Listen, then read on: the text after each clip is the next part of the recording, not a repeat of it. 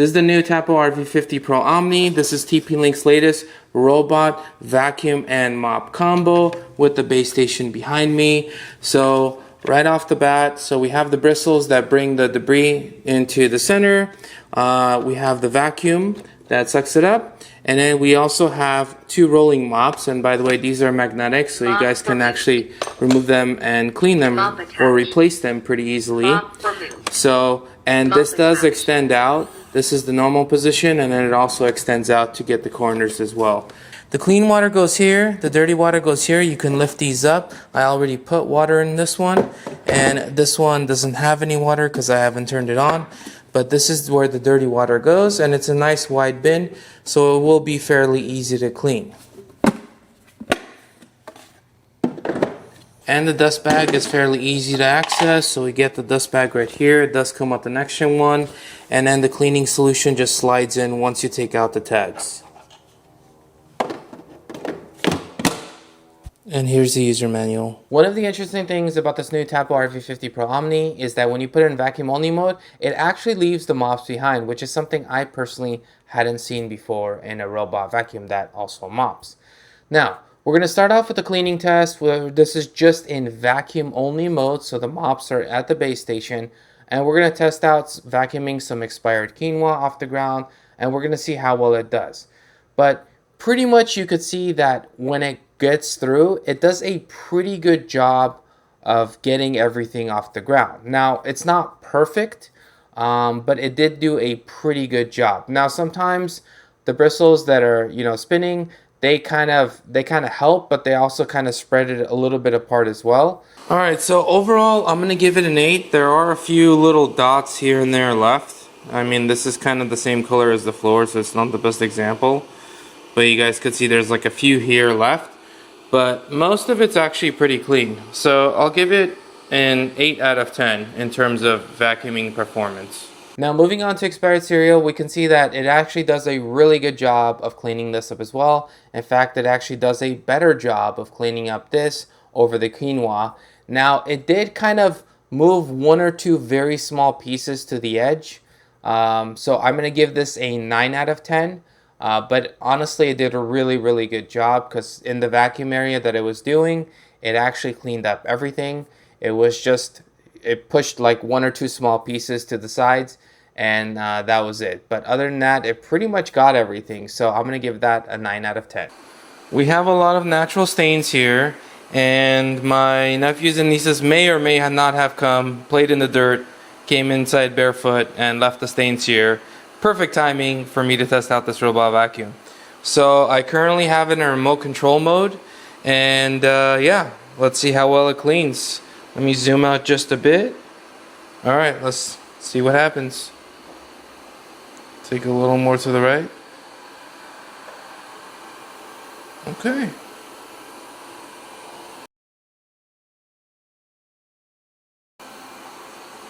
Alright, looks like we got most of it. Now we get to the best test for the robot vacuum that also mops. And the reason for that is because this is just the most common scenario. We go outside, we come back in, and then if we don't vacuum, mop for a couple days, the floors just naturally get dirty. It doesn't mean we spilled something. I mean, sometimes that happens. But just in general, the floor just gets a little bit of stains here and there.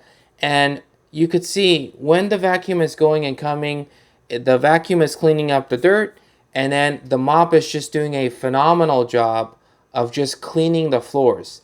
And you could really tell a difference after it's been vacuumed and mopped. It just looks much cleaner, and that's the awesome part. Now, it doesn't mean it's going to get every single tough stain out. Some stains, it just doesn't come out. I actually have to either go super crazy with like a Clorox wipe or something like that, or Swiffer that area because it's just like a stubborn stain. But for most stuff, I'd say like over 95%, this thing does a phenomenal job of cleaning, and it saves us a bunch of time from doing it ourselves. And the fact is, I could literally just click a few buttons on my phone and it just does it, and it's just awesome.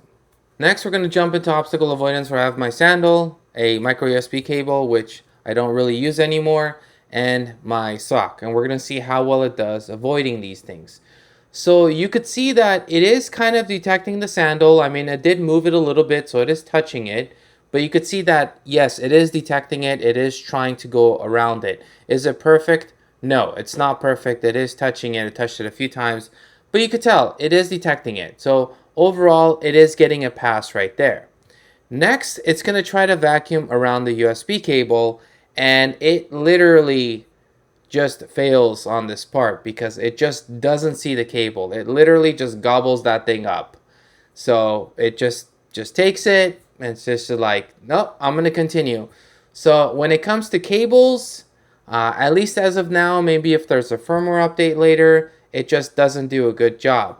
And then when it gets to the sock, you could see that it detects the sock and it slows down. It's trying to go around it, but again, it's just like the sandal where it's going to move it a little bit. So it pretty much detected the sock and the sandal, but not the USB cable. So I had to basically stop it. So luckily it was still pretty easy to take out, but yeah, it did not do so well with the cable.